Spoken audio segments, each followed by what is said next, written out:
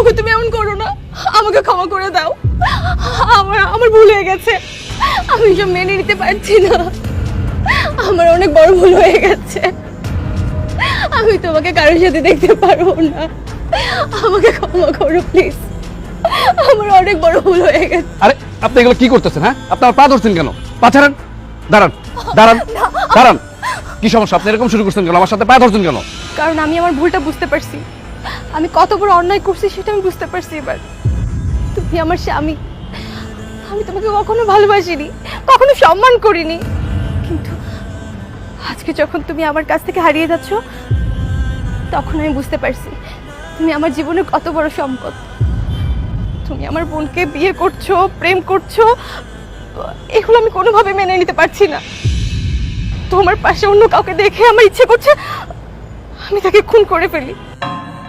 আমাকে তুমি ক্ষমা করে দাও, আমি আর কখনো এমন করব না।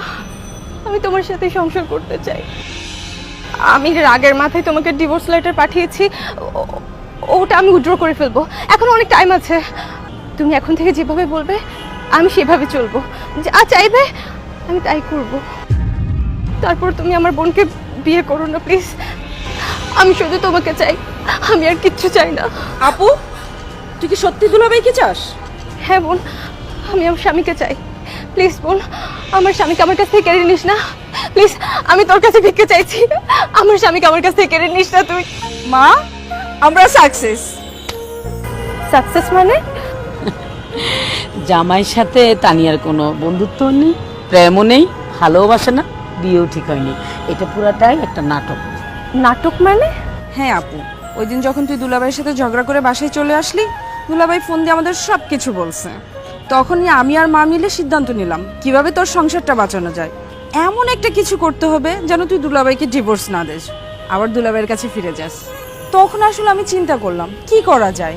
তখন ভাবলাম যে দুলাভাইয়ের সাথে আমার প্রেম করতে হবে, আর তোকে একটু জেলাসি ফিল করাতে হবে। একটা মেয়ে বোন সব কিছু মানতে পারে, কিন্তু তার স্বামী অন্য একটা মেয়ের সাথে প্রেম করবে এটা সে কখনো মানতে পারে না। এরপর দুলাভাইয়ের সাথে আমাদের নাটকটার ব্যাপারে কথা বলি।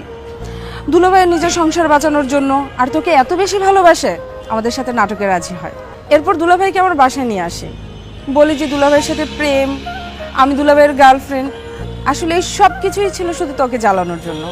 আর আমাদের প্ল্যানটা সাকসেসফুল হয়েছে, এবং তুই তোর নিজের ভুলটা বুঝতে পারলি, আর তুই নিজেই বলতেছিস দুলাভাইয়ের কাছে ফিরে আসবি। মারে, একটা মেয়ের হাজব্যান্ড তার জীবনে কত বড় সম্পদ সেটা কাছে থাকলে কিন্তু বোঝা যায় না। তার হাজব্যান্ড যখন দূরে চলে যায় তখনই বুঝতে পারে। যেমন তুই বুঝছস, তোর হাজব্যান্ড যখন দূরে চলে গেছে বা তোর বোনকে বিয়ে করতে চাচ্ছে, তখন নিশ্চয়ই তুই বুঝতে পারছ এটা কত বড় কষ্ট। আমরা আসলে তোকে এই বিষয়টা বোঝানোর জন্যেই তোর ছোটো বোনের সাথে বিয়ের মিথ্যে নাটক করি। জামাই তোকে অনেক ভালোবাসে, সব কিছু ভুলে থেকে জামাইয়ের সাথে নতুন করে আবার সংসারটা কর। একটা সংসার ভাঙা সহজ কথা না। সংসার জোড়া লাগানো যায়, কিন্তু মন ভাঙে গেলে সেটা জোড়া লাগানো যায় না।